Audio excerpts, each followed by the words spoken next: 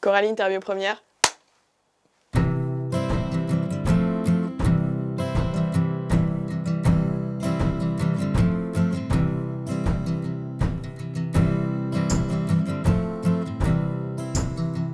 Alors, je suis Coralie, j'ai 23 ans, je suis en dernière année de master grande école. J'ai été diagnostiquée diabétique de type 1 à l'âge de 9 ans. J'ai pas trop compris ce qui se passait au départ. Je me souviens juste de ma maman qui était en pleurs dans le couloir chez le médecin et on est parti à l'hôpital. Et après, on m'annonce le mot diabète. Et à 9 ans, on se dit, bon, bah, ça doit pas être très grave.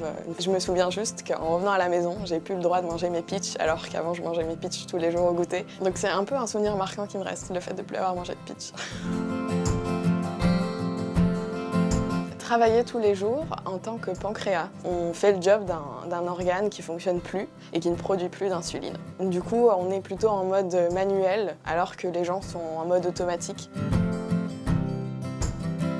J'aime bien cette image parce que je trouve qu'elle est assez parlante. Pour un type 2, le pancréas il est fatigué, mais il fonctionne encore. Pour un type 1, il est complètement à l'arrêt, il a abandonné toutes ses fonctions. Le type 1, c'est une maladie auto-immune, c'est-à-dire que le corps s'attaque tout seul. La première phrase souvent qu'on évoque quand on dit qu'on est diabétique, c'est « t'as mangé trop de sucre ». Bah non, c'est plus ce cliché-là que je veux entendre. Je veux plus associer diabète de type 1 et manger trop de sucre. Les types 1 souffrent de cet amalgame et moi je milite pour ça.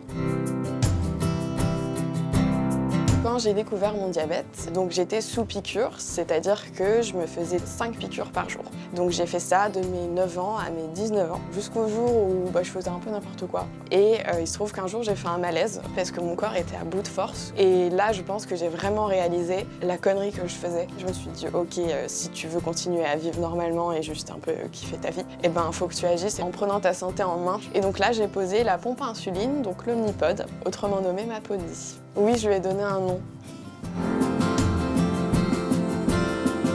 Et ça, c'est Podi. C'est ce qui m'administre de l'insuline au quotidien. Donc c'est grâce à ça que je vis, en fait, tout simplement. C'était l'extension de moi. Coco n'est pas Coco sans Podi. C'est pour ça que j'ai donné ce petit nom à mon diabète. Alors, on va regarder. J'espère que ça va. Pas mal. 1,48.